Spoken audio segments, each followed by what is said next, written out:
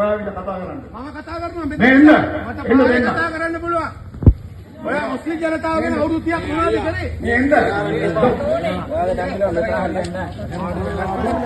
உரித்தற்ற காணி மற்றும் தொடர்பாடிவாசிகள் 20 லட்சம் பேருக்கு சொந்தமாய் உறுதி பத்திரங்கள்.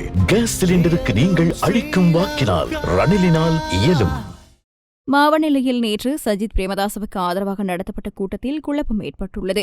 நாடாளுமன்ற உறுப்பினர் கபீர் அசீம் பேசிக் கொண்டிருக்கும் போது 30 வருடங்களாக முஸ்லிம்களை ஏமாற்றி வருவதாக கூட்டத்துக்கு வருகை தந்த ஒருவர் கேள்வி எழுப்பினார்.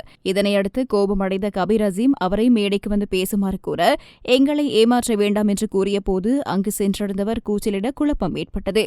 இதனையடுத்து அங்கிருந்தவர்கள் அவரை அந்த இடத்திலிருந்து அப்புறப்படுத்த கபீர் அசீம் அவசரமாக பேச்சை முடித்துக் கொண்டு வெளியேறியுள்ளார். கேள்வி கேட்ட அங்கிருந்தவர்களால் தாக்கப்பட்டதாகவும் தெரியவருகிறது. இதேவேளை இன்று கண்டி மத்திய சந்தைக்கு முன்பாக எதிர்க்கட்சித் தலைவரும் ஜனாதிபதி வேட்பாளருமான சஜித் பிரேமதாசவுக்கு ஆதரவு தெரிவித்து முன்னெடுக்கப்படவிருந்த பேரணியில் வெடிப்பு சம்பவம் ஒன்று ஏற்பட்டுள்ளது.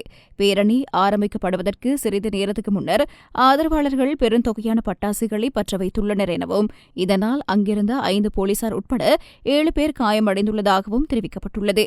இந்த நிலையில் காயமடைந்தவர்கள் தற்போது கண்டி வைத்தியசாலையில் அனுமதிக்கப்பட்டு சிகிச்சை பெற்று வருவதாக தெரிவிக்கப்பட்டுள்ளது.